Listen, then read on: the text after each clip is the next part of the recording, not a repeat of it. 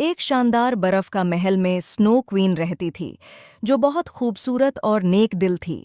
बर्फ से ढके हुए महल के करीब ही साहू नाम का गांव था, जहां लोग अक्सर बर्फ की मलका और उसके चमकते महल की कहानियां सुनाते थे।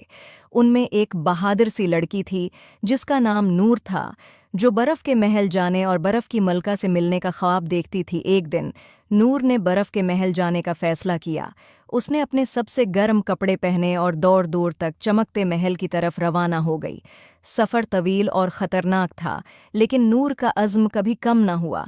जब नूर महल के करीब पहुंची, तो उसने देखा उसकी खूबसूरत दीवारें चमकते हुए बर्फ से बनी थीं और बर्फ के टुकड़े हीरों की तरह चमक रहे थे। वो बड़े दरवाजे के करीब पहुंची। नूर ने दरवाजे को छुआ तो एक परी नमोदार हुई। कौन हो तुम और यहाँ क्यों आई हो? नूर ने कहा, मैं बर्फ की मलका को देखने आई हो। परी ने कहा, उसके लिए तुम्हें एक फूल लाना होगा, तभी ये दरवाज़ा खुल सकता है। और वो फूल तुम्हें जंगल में एक झील के किनारे मिलेगा। और परी ने नूर को एक जादुई सितारा दिया, जो चमक रहा था, और कहा, ये तुम्हारे काम आएगा। नूर ने जंगल में जाने का फैसला किया। जंगल में चलते चलते वो एक झील तक पहुंची और उसने वो फूल तलाश किया। नूर ने फूल को देखा और उतारने की कोशिश की, तो बहुत से मगरमच्छ ने हमला कर दिया। नूर देखकर डर गई, मगर फिर उसने बहादुरी से उनका मुकाबला किया और फूल हासिल कर लिया। नूर फूल लेकर महल गई। दरवाज़ा खुद ब खुद खुल गया।